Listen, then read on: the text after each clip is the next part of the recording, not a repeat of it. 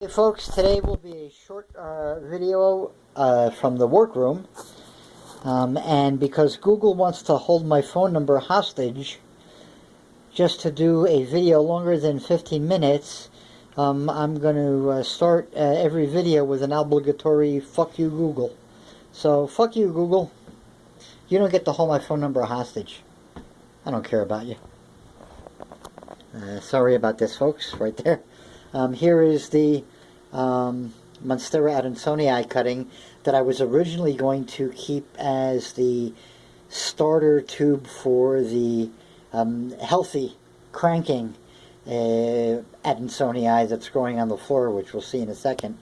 But I decided to put it parallel to the window, and it's going to get turned a quarter turn, and I just have to drill another hole in the top. But what's going to happen is I'm going to drill a hole in the top and I'm going to turn it this way. So it's facing the window and can grow up while facing the window. I hope I explained myself clearly. Here is, right next to it is the Epipremnum, the first group of Epipremnum cuttings. The Epipremnum, I think it's a variegated albo reverted, or variegated aureum reverted. I think it's the aureum variegated reverted, not the albo, but the aureum variegated. That wasn't really reverted. This was actually the plant that started off the whole spider mite problem that I had, and this is part of what's left of it. Here is the Queen Anne fern, if that's even its real name. It gets much larger than a regular Boston fern, and a little bit more curlicuey. There is the Syngonium. We'll lose one leaf, but I lose Syngonium leaves all the time. And this is, these are all transplants. So far it looks like only one leaf is really, possibly that one, but they were the only two, notice, that I did not bind. One thing I've noticed about the Syngoniums, first of all, I want them to huddle up to the pole as quickly as possible. And so that's one reason for the taping with the Velcro. But also I've noticed that when the leaves are allowed to dangle and droop, they tend to be more problematic on the whole than if they're held up like that during the transition process. I don't know if it's a form of shock or what have you, but once their leaves droop after transplanting, whichever leaves do droop usually tend to stay drooped. They don't really perk back up well as a whole. And the only leaves right now, and this could be just a plain coincidence, but the only leaves right now that are droopy, that are not doing well, are the ones that I let get droopy. So, and again, that could be purely coincidence. There is the Cebu Blue, hanging tough, got a little bit too much water. Eventually he's going to get moved out from that spot into some better lighting. Quite soon, actually.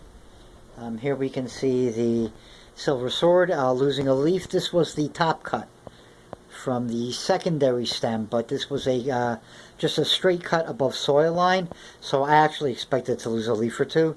That this leaf hasn't followed suit, I'm actually kind of surprised about. The baby Ring of Fires are taking quite well. There's a new leaf of the largest of this cluster or group. There's one more in the other room, but this is the largest. This is the newest leaf of the largest of the three, the first one that I did this way, and I'm quite pleased with how it's turning out. Here is the goofily placed and located leaf of another one.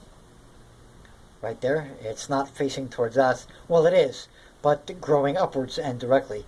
The wrong orientation. Well, wrong for me. Here's the proper orientation. New leaf on the third. So 2 out of 3 ain't bad.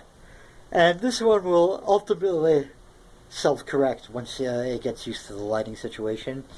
Here is the Adansonii getting ever closer, and actually doing an interesting thing with spacing for its leaf node placement. You can see further down how the leaves are much more closely packed together, and now it's bolting a little bit, and that could be because we're again approaching a lot less sun than was here, where the sunlight's dropped off here dramatically over the past 2 to 3 weeks. So we'll see what happens. Here is the neon pothos getting ripped, but it's perfectly healthy, has great color, is doing fine. No thrips, no mites, no mealybugs, no nothing. Just a little bit of a change in placement. The leaves are still a nice size, still upsizing. This could be what it wants to do. I think it's really just a lighting issue. We shall see as it climbs and gets taller. It looks to me right now like it might be already spacing a little bit more closely together. We shall see. I'm a bit burpy and yawny, so bear with me. Here is the Neon Pothos, the first crossover project, along with Mr. P. Gigas in the other room. Getting very close to getting Velcroed partially into that little space right there. I don't want to disturb it too much, but there, you can see. It's going to get pressed as much as I can press it into that cavity while the stem is still soft. And then once it's rooted in and it's got some leaf growth on it, probably about this height, just to show you, there's the collar. So we're probably talking maybe 14, 16 inches. Yeah, close to halfway. By then it should be very well rooted in and established. I can cut that stem and poke it inside and tape it off. And there'll be very little of that tube naked and exposed to the visible eye, because there should be foliage right at that point, and if I play my cards right, it'll hold the foliage at that point. That's there as well, and then it'll be a free-floating tube, and it can get repositioned, and then that will follow suit, and then Mr. P. Gigas will follow suit.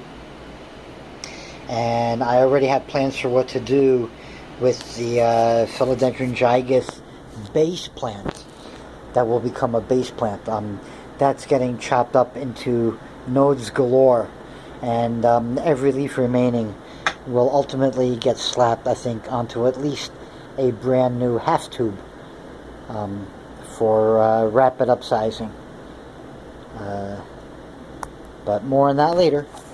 For now, though, here is the entire corner, including the janky section, with the work desk there, dusty as always, and the table here. But just so you can get a view of how it's coming along for now.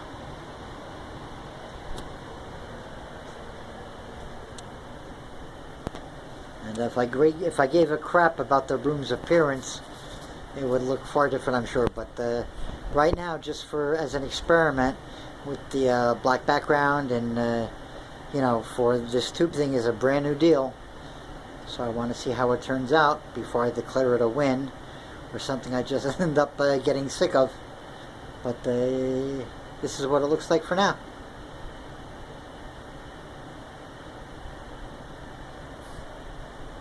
There you go, folks.